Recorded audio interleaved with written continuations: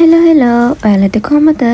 අද මම ඔන්න බලන්න යන්නේ අපිට වින්ටර් එක නිසා මේ ශීත කාලයේදී අඩු උෂ්ණත්වවල මයිනස් වල ඩිග්‍රී සෙල්සියස් අංශක 0 වගේ පරිසරික තත්ත්ව යටතේ පස්සේ ඉන්න සුත්‍ර ජීවීන් කවුද කියලා. මම මේ පස් සාම්පල් එක අරගත්තේ තරමක් දිරපු කොළ පස් එක්ක එකතු වෙච්ච තැනකින් ශීත කාලයේ වුණත් සරු පසක් තියෙන තැනකින් ගත්ත සාම්පල් එකක ශුද්‍ර ජීවීන් වැඩියෙන් ඉඳී කියලා මම බලාපොරොත්තු වුණා. දැන් ඔන්න මම පස්සලට වතුර දාලා හොඳට ටිකක් කලවම් කරලා ටික වෙලාවක් මේ වතුරට සුද්‍ර ජීවීන් එකතු වෙන්න ඉඩ ඇරියා. දැන් මං කදාවක් පිළියෙල කරගෙන බලන්න යන්නේ කවුද ඉන්නේ කියලා.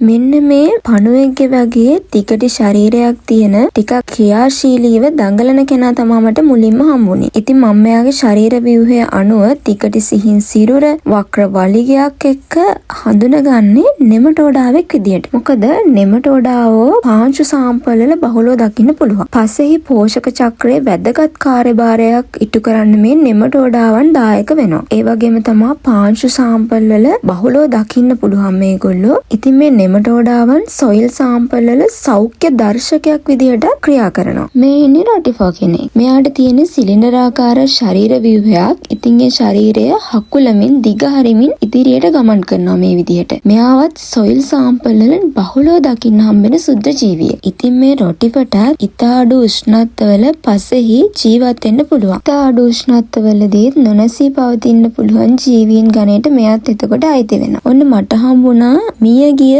සුද්‍ර ජීවිය. ඉතින් මේ සිලින්ඩරාකාර ශරීර ව්‍යුහයත් එක්ක මෙයා නම් රොටිෆෝ කෙනෙක් වගේ පේන්නේ. මෙයා මියගිය කෙනෙක් වගේ පේන්නේ. මේක ඊටාම විශේෂ අවස්ථාවක්. රොටිෆෝ කෙනෙක්ගේ රීප්‍රොඩක්ටිව් ස්ටේජ් එක කියලා මේ දකින්න දේ කියන්න පුළුවන්. ඒක එහෙම නෙවෙයි නම් වෙනත් ප්‍රෝටෝසෝවාවෙක් වගේ ජීවියෙක් කියන්න පුළුවන්. අපි ලොකු පරීක්ෂණ කරලා නැති නිසා දල වශයෙන් අපි මේ රොටිෆෝ කෙනෙක්ගේ රීප්‍රොඩක්ටිව් ස්ටේජ් එක කියලා හිතමු. මොකද රොටිෆර්ස්ලා ගොඩක් හිටියනේ මේ සාම්පල් එකේ. මේ කවුද කියලා නම් මම හොයලා බැලුවේ නැහැ. නමුත් මේ සාම්පල් එකේ ඉඳපු අය තමයි මේ ඉන්නේ. සමහර කට්ටිය නම් මිය ගිහින් වගේ පේන්නේ. මට හිතෙනවා ටික වෙලාවක් යනකොට කාමර උෂ්ණත්වයේදී සමහරු මිය ගියාද කියලා. ඒත් මට හරියටම ලොකු පරීක්ෂණයක් කරලා නැති නිසා හොයන්න බෑ. නමුත් මම සමයකදී ගත සොයිල් සාම්පල් අන්වීක්ෂයෙන් බලපුවාම සමහර සුත්‍ර ජීවීන් හිටිය බවට මට මතකයක් තියෙනවා. ඉතින් ඒකෙන් අදහස් වෙන්නේ ගොඩක් සුත්‍ර ජීවීන් විශාල උෂ්ණත්ව පරාසයක් තුල ක්‍රියා කරන්න පුළුවන් කට්ටිය කියලා.